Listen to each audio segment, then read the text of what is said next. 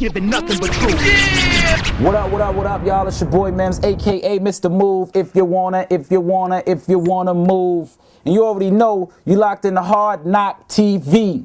We here. Mims! You mentioned at 13, your mom passed away.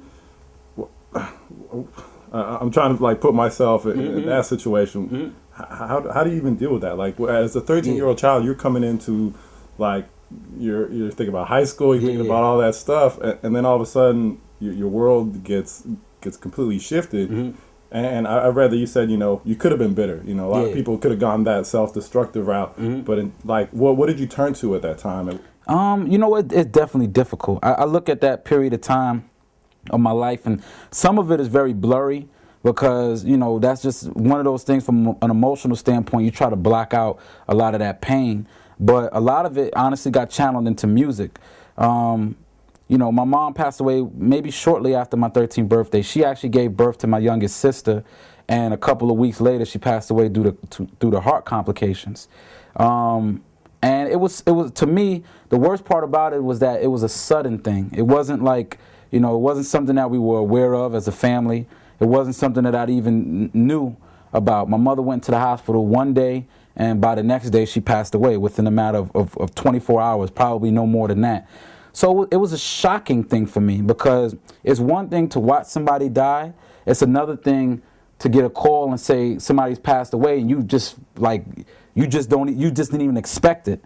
That's almost like someone being murdered. I mean, I don't think that the feeling for that situation is much different because, it's not like I expected her to pass.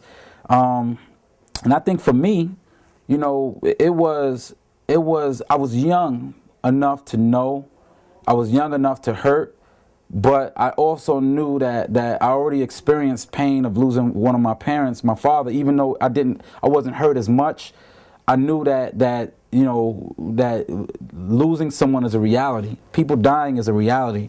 And I was hurt for a minute. I mean, it took me, a little while to get over the fact that my mother had passed. A lot of my energy was channeled into music. A lot of it I had to really kind of just find a way to get rid of, everything. I hated when people felt sorry for me. Every day was, oh man, I feel bad, but everything's going to be right. And I hated that feeling. So I just wanted something to lock my mind away in, and I found music. That's when I really got heavily into buying records, going to get different songs, and just losing it. When I put those headphones on, it was just me, my hands, and the music. And that's how I ended up losing myself. And the positive I pull out of it is that that's also how I found myself, because I found out that I had so much love for music that I would do anything to learn how to create it. And eventually getting into the whole production, behind the scenes, engineering, production side, and writing, little do I know that's how I built my whole career. I mean, even coming into this studio here, most rap artists wouldn't know what this is, wouldn't know what these knobs are for. And I've this is my passion. I love this. This is what I do. So for me, it was like a curse that became a gift, because I was able to channel that negative energy into something that has guided me from then till we speak now. Has been a part of my life every single day.